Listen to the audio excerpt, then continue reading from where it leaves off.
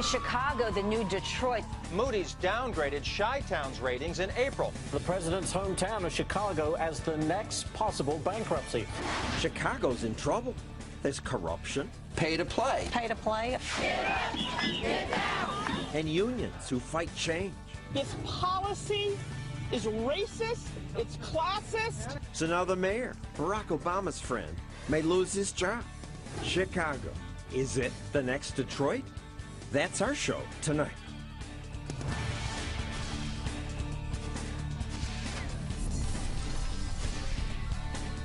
And now, John Stossel.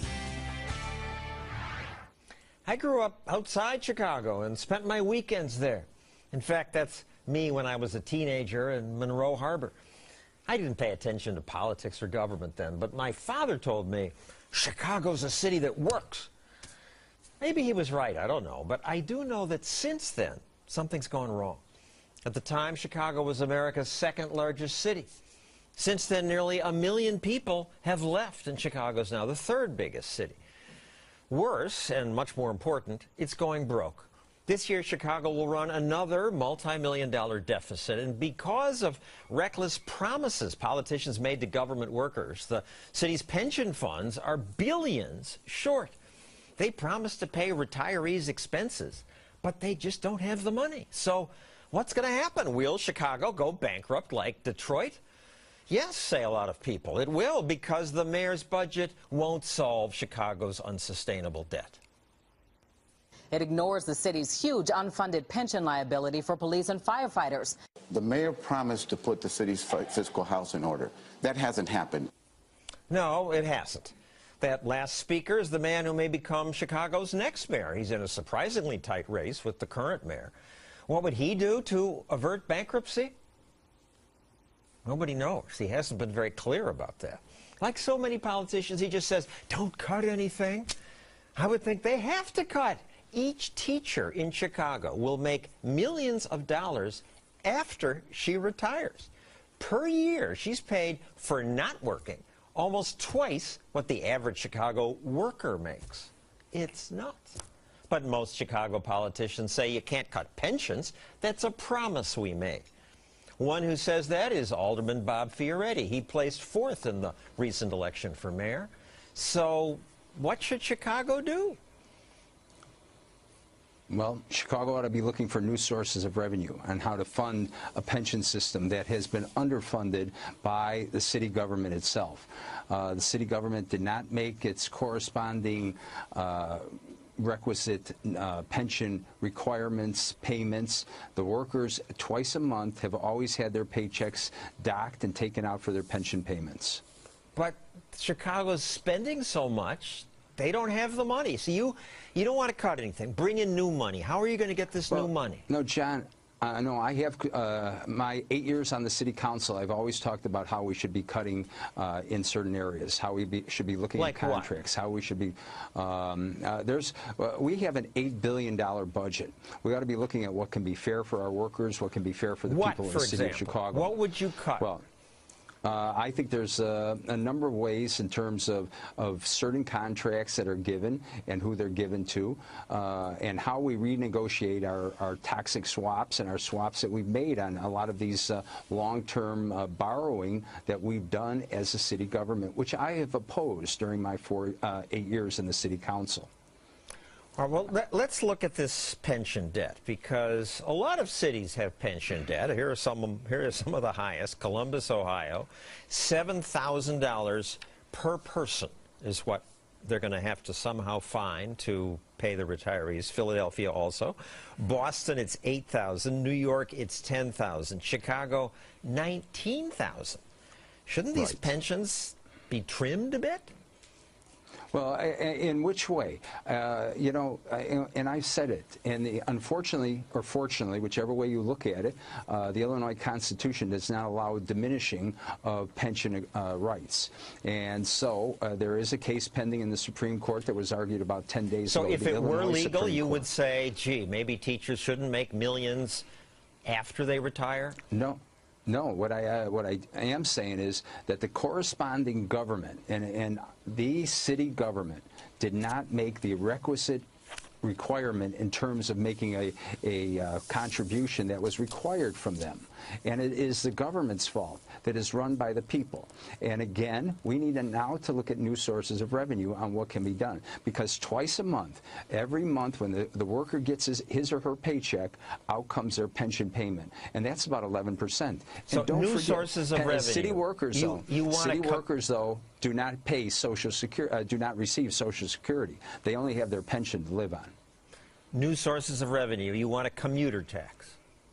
I am in favor of a commuter tax. I put it on the table. We ought to be looking at everything. Detroit did that. This is what you Democrats do to destroy cities. It helps bankrupt Detroit. Businesses move away. No, businesses won't move away. Business, I don't know where that... Rich people aren't stupid. They'll move to avoid taxes. Well, but you know what? People, we have high unemployment here in this city, and I bet you we can find people that will be willing to take those same jobs that live here in this city. 200,000 people moved out of the city, and that was and primarily black middle class, and those are people making between $25,000 and $75,000. They walked away from this city, and yeah, we have a reasons, chart of that. It's actually over a longer time. 1 million people moved out. Population went up until exactly when I was born, and then it's gone down ever since. And this isn't just because it's a big northern city. We can compare it to New York, which isn't doing that well either, but New York's population has actually gone up. It's because of your high taxes and high costs. Some of it is high taxes, I agree, and bad government. And you want to add to the taxes? No. What I'm saying is a commuter tax is only a fairness. A 1% that they could write off of their federal. 660,000 people work in the city. They spend 50 hours a week over here, and they go back to their homes wherever they are, Wisconsin, Indiana, the suburbs, and that would generate about $357 million. It's not asking for much, because what do people want when they come here? They want safe streets, strong neighborhoods. They want clean streets. They want police. They want fire.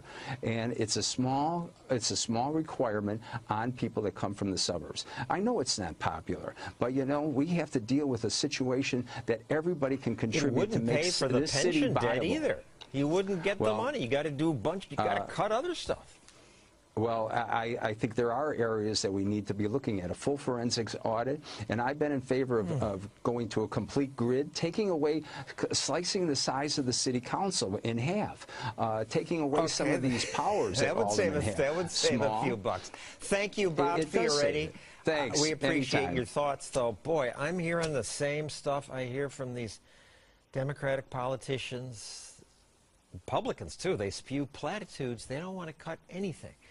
So on this show, we try to figure out what the real facts are, and that's why we often go to think tanks like the Illinois Policy Institute. It researches things like how much tax money goes to pensions, what the politicians really plan to tax and spend, bonuses legislators give themselves, and so on. John Tillman runs the Policy Institute. Alderman Fioretti, he wants a commuter tax. Does it make sense what he says? That's senseless. In fact, I hear those kind of comments, and I think that the alderman might be delusional. And I say that with all due respect. It didn't work in Detroit. No, you don't. Delusional isn't respectful. Well, you know, he's not being respectful to the truth, because it's proven it didn't work in Detroit. I went to college in Detroit. I lived there. It was 3.5%.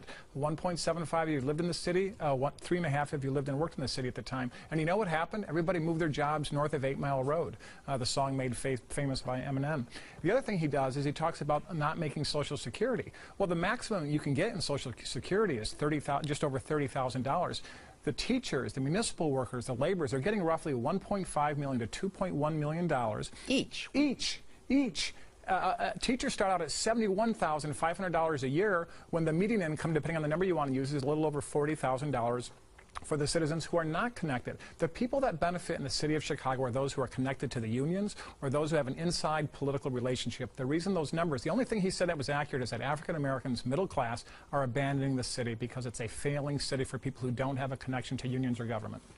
And also because they have lots of stupid rules. And this is not unique to Chicago, but food carts are outlawed. Home-based businesses must have no more than one employee. You must get a permit to hang any sign on your business, and there are many more. And they're all put there for a reason, for safety and orderliness in the neighborhoods.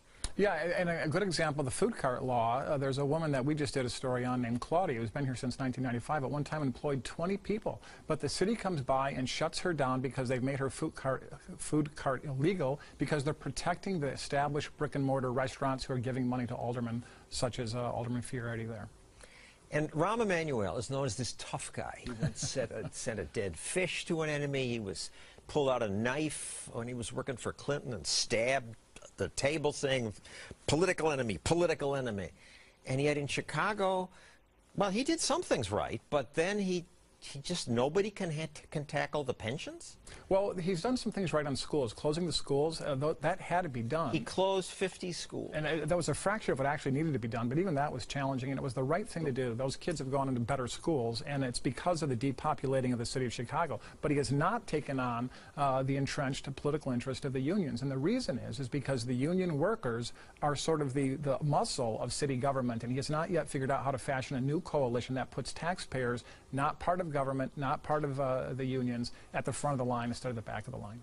And what's been happening in Chicago, happened in Detroit too, is that the politicians get money from unions and then they negotiate the union contracts. So it's been described as a money pump. Taxpayers give to the public employees, they give to the unions, they give back to the public politicians, and it just goes round and round. And it works really well. It gets the Democratic people elected. But eventually, what happens? Well, eventually, the people who are not connected are left out holding the bag. Well, a city has to do three things, John. It has to provide... And by holding the bag, in Detroit, for example, the pensioners, whose pensions they thought were guaranteed, are taken much less. Not much, a lot less. They're taking less. And the main thing is that once you start to destroy the economic contract between the private sector and the public sector, which is what Detroit did and what Chicago is now attempting to do, unfortunately, is people leave. You have to have economic opportunity, public safety, and good education. Chicago's failing on all three of those. One thing that happened, though, in the 2014 gubernatorial election is about 241,000 Democrats crossed over and voted for the Republican Bruce Rauner. And I think it's because Democrats in the city of Chicago and in Illinois are recognizing that this contract, that little money pump you just talked about, is failing the average taxpayer. Will Chicago go broke?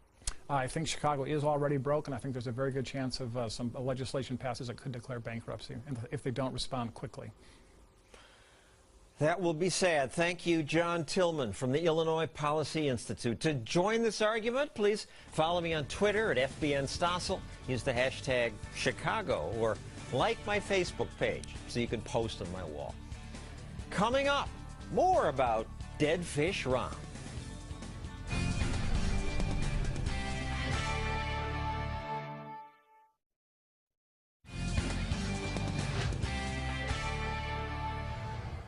Rahm Emanuel helped elect Barack Obama, then became his chief of staff.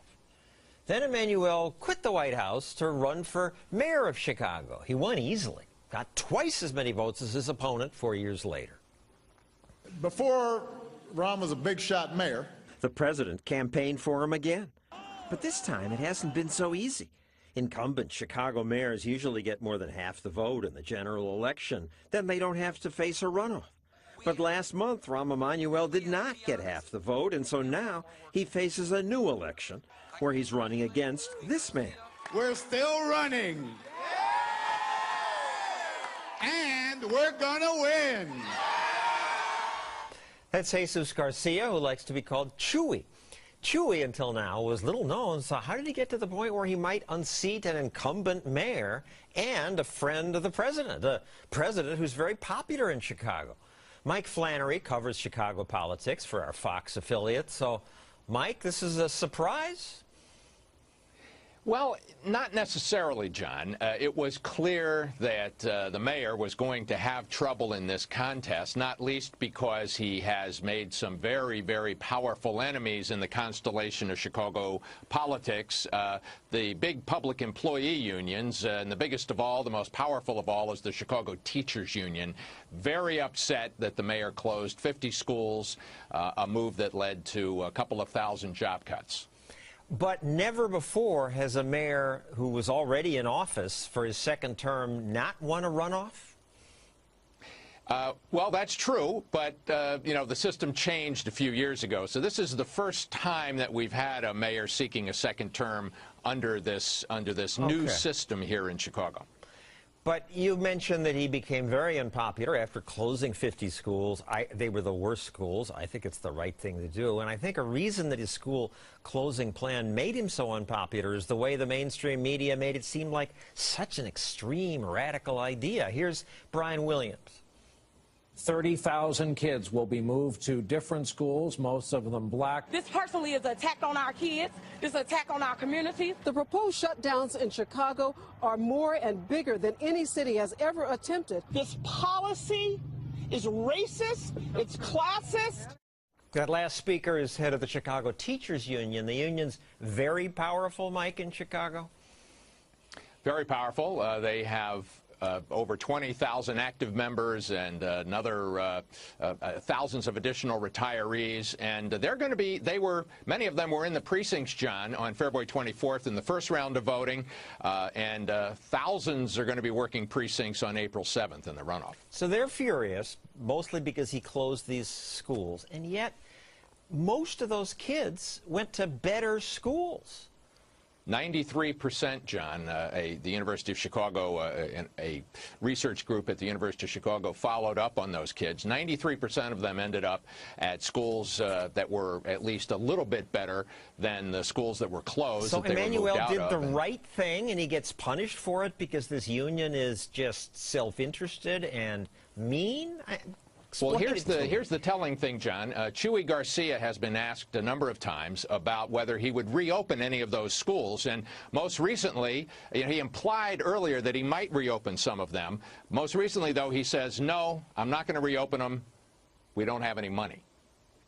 Does he have any plan to solve the pension crisis? He says he's going to appoint a commission, and John... Mr. Garcia says he's going to get the best minds from all over the world, and he'll get back to us with a plan after the election. Back to Rahm Emanuel. He did some good things, right? He tried to fight the system a little. He got rid of the crazy... Explain the trash routes. Okay, there used to be, the garbage used to be picked up in routes that went through each of the 50 wards in the city. The mayor said, as he actually adopted a recommendation that good government types have been calling for decades. They said, oh, that doesn't make any sense. Let's just use a grid system. So we have a picture up of that. Recently. On the left is the old system. Every alderman had a ward sanitation superintendent. On the right is the new, simpler, better, cheaper system. Saving tens of millions of dollars a year. That's one of the ways in which the structural deficit at City Hall has been cut by about $300 or $400 million. That's one of the big pieces of it. He put a transponder in every snowplow. One caught the snowplow constantly going by one alderman's house.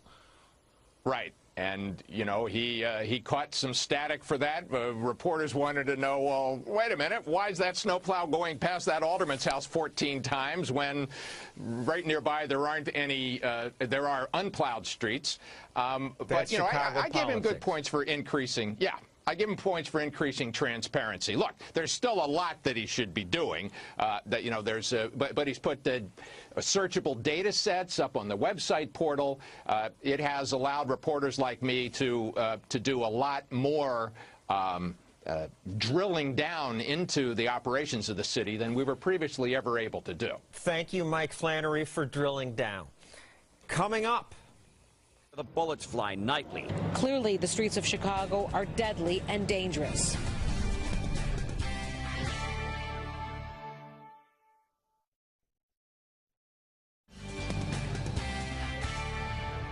The bullets fly nightly. She gunned our daughter down. Clearly, the streets of Chicago are deadly and dangerous. Though not as dangerous as Detroit, their murder rate's worse. Still, there are 8 murders per week in Chicago. It's one of the more dangerous cities in America, but getting safer, say the police. What's happening is we're lowering crime. We're doing it by arresting the right people, not by arresting everybody. Murder and robbery are down from their peaks, but John Lott, president of the Crime Prevention Research Center, says Mayor Emanuel has made things worse. What do you mean? Well, first of all, the crime numbers, there's a lot of problems with them. There's been a lot of corruption. They've reclassified crimes that would be murder or other types of violent crimes as less serious crimes, so we really don't even know. Wait a second. I understand the police fudge all sorts of crime numbers, but with murder you have a body. How do they hide that? Well, it's been amazing, some of the things that they've done. So let's say somebody gets beaten up and they die a couple days later. They'll classify that as a battery rather than a murder. They won't even they'll say the person, or other cases they say the person died from natural causes, even though the police, you know, are stunned by the decision that's made there. And they do it time after time. Crime is down in Chicago with these reports. Maybe they're fudged, but it's probably down, probably because it's down everywhere in America. Right. It's just a trend for reasons we can't be certain about. Right. Even with the fudging, it's gone down much more in the rest of the United States and much more in other large cities than it's gone down in Chicago. And one reason for that may be what most tough on crime people often say is the solution. Chicago in 1982 passed a ban on handguns, and they said, we're going to pass this. This is going to cut into the street shootings and the murder rate. Right. But let's put up the chart that we have of what did happen. So you see the murder, well, you tell it, but the horizontal line shows 1982 when the ban went into effect. Before then, the murder rate was going down. Right. Chicago's murder rate was going down. It was going down relative to other cities in the United States. Yeah, this chart shows relative to other cities. Right. But as soon as the ban went into effect, not only did Chicago's murder rate stop going down relative to other cities, it started rising relative to them. It's, you know, just did the exact opposite. But the thing is, it's not unique in Chicago. Whether it's D.C. or any other place in the world, every time they've tried to ban guns, every single time murder rates have gone up. To most of us in New York, this is counterintuitive. Ban guns, ban crime. Well, you'd think so, but the problem you have to ask is who obeys these laws. It's basically the most law-abiding good citizens who obey the bans rather than the criminals. And rather than making it more difficult for criminals to commit crime, it's actually easier because they don't have to worry about victims defending themselves. Now, Illinois became the last state in the Union to allow concealed carry permits, so now guns are allowed in Chicago. But the law makes it tough for poor people. I mean, it's extremely costly. To go through the permitting process, like $600. I mean, it's more than any other state. In Pennsylvania, it's $20 to go through the permitting process. In Indiana, it's $45. And that not only reduces the number of people who get permits, but it changes the mix. My research finds the people who benefit the most are the most likely victims of violent crime, poor blacks. But they're the very ones that can't afford $600 to go and get a permit to protect themselves. So you have permits, but giving it to the people who need it the least. And that's the attitude in New York and in Chicago. Detroit's police chief, by contrast, encourages people to defend themselves. Right. When the city went bankrupt, he went on the TV and said, look, we had a hard enough time protecting you to begin with. We're having to have these big cuts in the police, and he advised people to go out and get concealed carry permits. And they had, the next year, they had like a 19% drop in robbery. And he didn't say the whole thing was due to the permits, but he attributed a good percentage of that drop just to the fact that victims were able to go and defend themselves. Now, beyond guns, you have other criticisms of Rahm Emanuel. Crony policing in some ways? Well, look, more police mean less crime. And he had promised more police in the campaign. He actually cut it. But even worse, he moved around the police. If you have police in the city, where are you going to put them? You're going to put them where the crime rates are highest. What did he do? Well, he closed the detective bureaus in the high crime areas and moved the detectives across town to low crime areas. Why?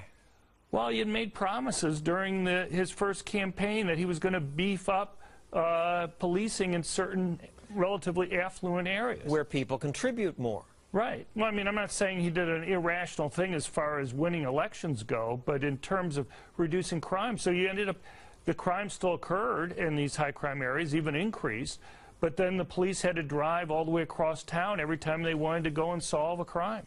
Finally, you have had a personal experience with Chicago politics. I did. Actually, Mike Flannery was somewhat involved with this earlier, but when I was at Chicago, my book came out, More Guns, University of Chicago. I was at the University of Chicago. Mayor Daley, I wasn't his favorite guy. And he called up Hugo. Because you were critical of these gun rules. Right. Well, I'd have op-eds in like the Chicago Tribune or be speaking out on it, and he was one of the mayors leading the suits against gun makers. And anyway, I understand he was pretty upset by a couple of the op-eds that I had written. And so he called up the president of the University of Chicago, and he said he had all these wonderful things that he wanted to do with the university, but my continued presence at the University of Chicago was going to do irreparable harm to the relationship between the city and the school. And you lost your job. Right. Thank you, John Lott. I'm glad you found other work. Next, the corruption of Chicago, pay to play, it's called. I'd call it bribery.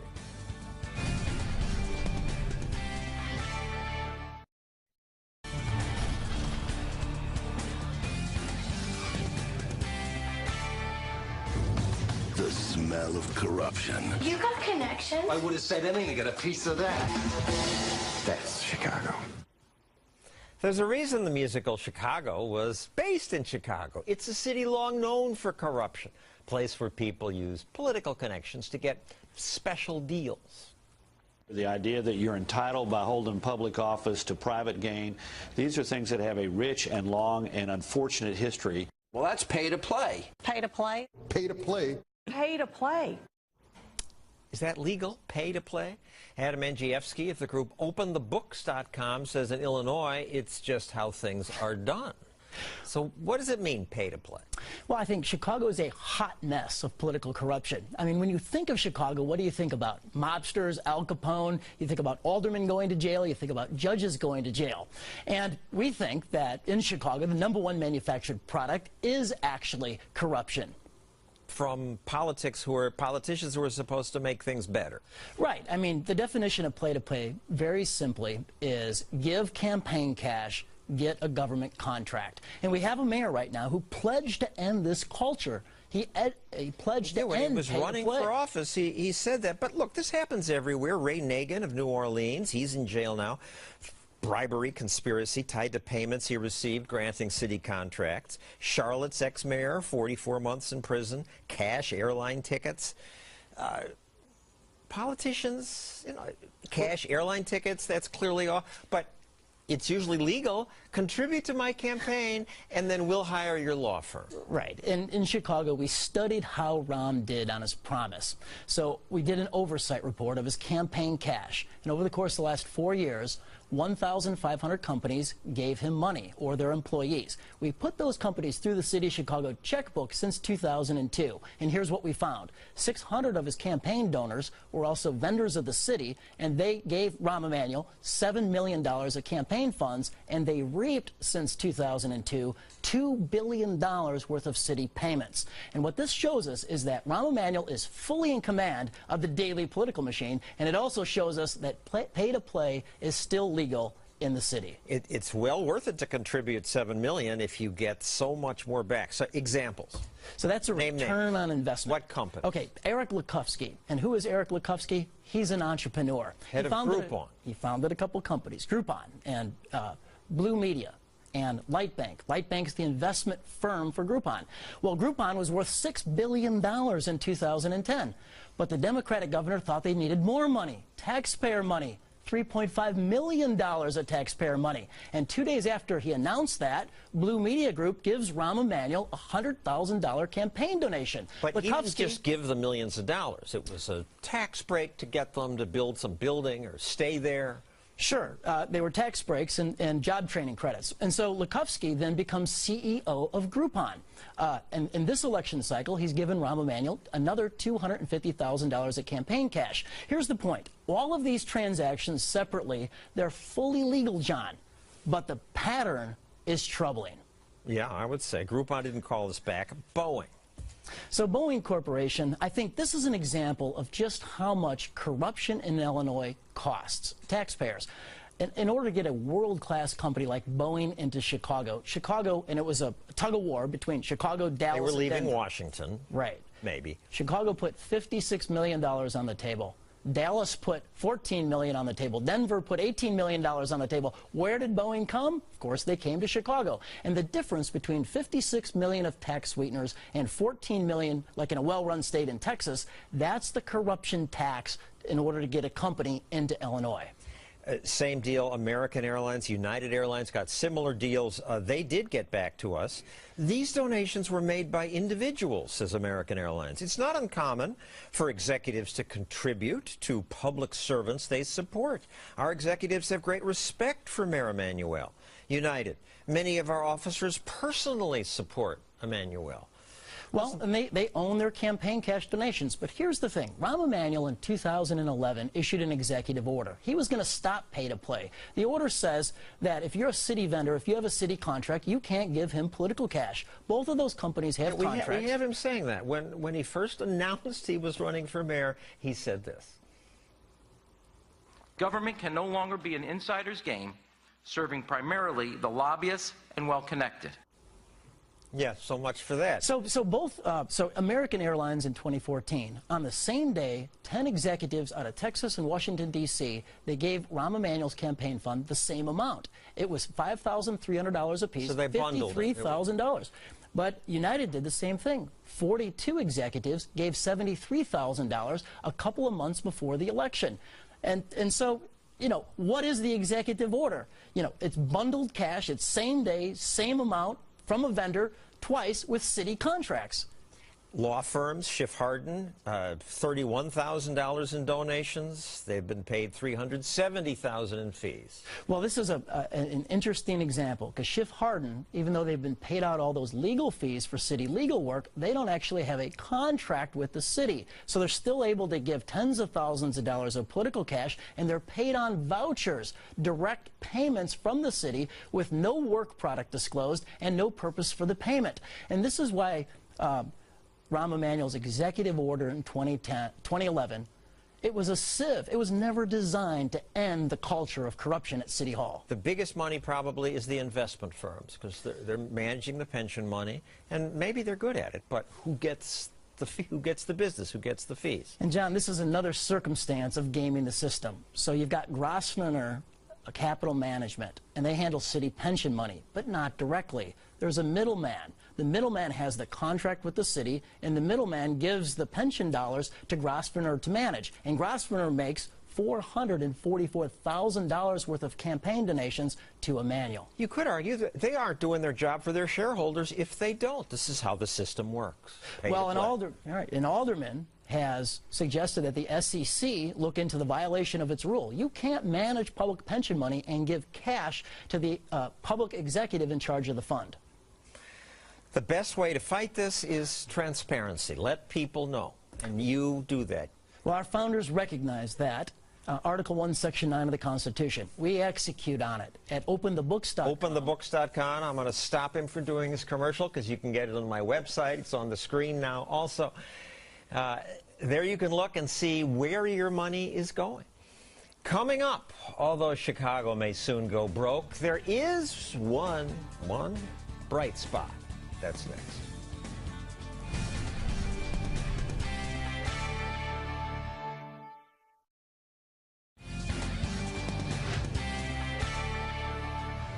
So Chicago has crime and political corruption and pandering politicians' promises to city workers that suck so much taxpayer money away, there's little left for important stuff like infrastructure and education. Chicago may become the next Detroit. But there is some good news. Rahm Emanuel supports charter schools, and there are more of them now, and many are better. Some Chicago parents now say, wow, my kids are learning much more. You think the teachers are actually better teachers? Yes, I believe they give the attention the kids need. That's what I definitely think. That's one reason there are 20,000 kids on charter school waiting lists in Chicago. It would be good if there were more charters, fewer kids on the waiting list, but Starley Coleman of the Goldwater Institute says that today 1 in 5 high school students in Chicago now attends a charter. And these charters are better. I'm sure all of them aren't. There's no question that there's no pretending that every charter school is like Lake Wobegon, where every kid is above average. But what we do know is that when parents are given choices and teachers and administrators are given the freedom to innovate, very good things happen. By and large, charter schools are outperforming schools that report to the school district on reading and math at almost every grade level and with every demographic And when they group. don't, they shrivel or they don't continue, and the good ones open other branches. Exactly. That's the promise of charter schools. Bad schools don't stay open. They get closed down. That's the deal they make with the government, and that's a pretty good deal, especially in a city like Chicago where only 50% of the kids who graduate from high school at a district-run school go on to college. You contrast that with charter schools where 70% of the kids graduating are going on to college. Let's cover that. We have some charts. First of all, in charters, there are more high school students in charters in Chicago, 20% versus 3.6% in New York. You're mentioning the graduation rates. We actually have 68% from the traditional public schools, 76% charter schools. College enrollment, charter 70 versus 50%. Right. And what's really fascinating about the numbers, when you take away the percentage and look at what the actual student population looks like in charter schools, 92% of the kids who go to a charter school are from a low-income family. And so when you're taking a student population where nearly 100% are low income and 70% of those kids are going on to college, that's pretty mind-blowing. Nationwide, only 50% of low-income kids go on to college. I'm not so sure it's great that so many go. They get ripped off in college, but that's another story. They should have that choice. They should have that choice. What happens if Emmanuel loses if Chewy wins? If Chewy wins, charter schools are sunk. This guy is literally bought and paid for by the teachers union. They're his largest campaign funders. He has said that he will put a moratorium on charter schools in place if he's elected mayor, much like the mayor in New York City, Mayor de Blasio, pledged during his campaign, and he was the subject of a really robust, heated debate, as you will recall, last year. After protests, because the parents say, I like my kid in this school, he's at least backed down. Yes, absolutely. And that's the thing about charter schools. You know, at schools like Noble Prep in Chicago, there are 5 kids for every available seat applying to that school. If parents didn't like what they were seeing, they wouldn't have such demand. At Urban Prep, 100% college acceptance rate. Absolutely amazing story at Urban Prep. 100% of the students who attend Urban Prep are African-American boys. 100% of those students go on to college. Across the country, 30% of African-American boys go on to college. This is an amazing success story that needs to be continued. And when you hear mayors say they want to shut that down, you really have to wonder what is going on with that. They're on the take from the unions. Thank you, Starlee Coleman. Coming up, one more unbelievably sneaky and deceitful thing that Chicago's mayor got away with.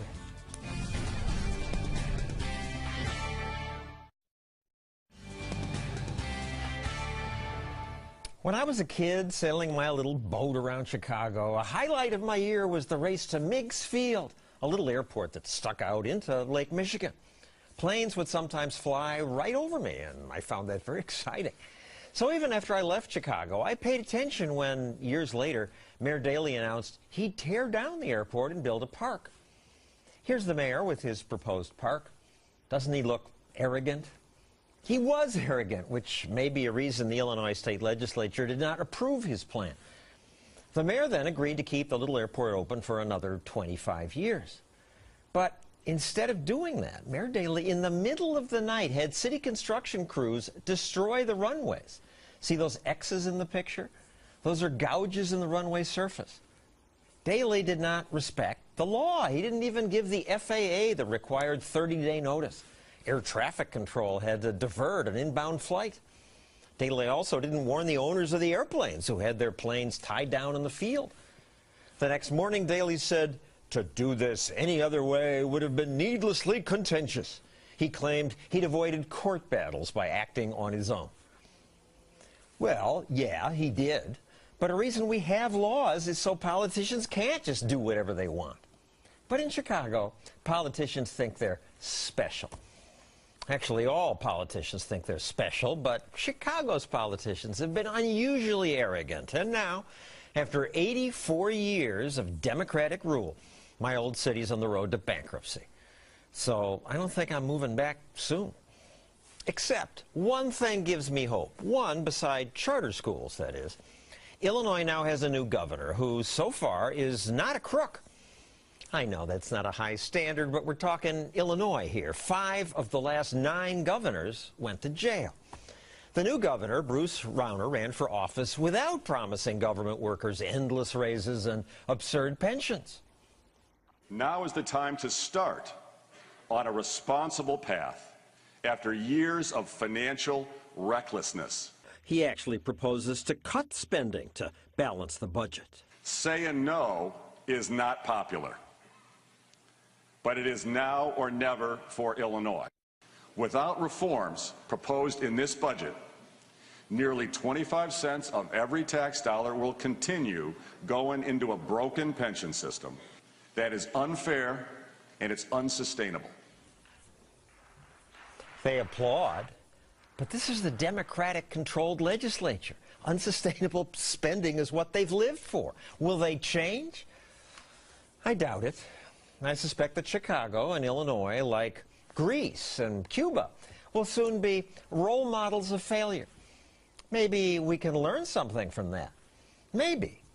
Maybe politicians will learn something. But they usually don't. That's our show. See you next week for a new episode again in our new time slot, Fridays on FBN.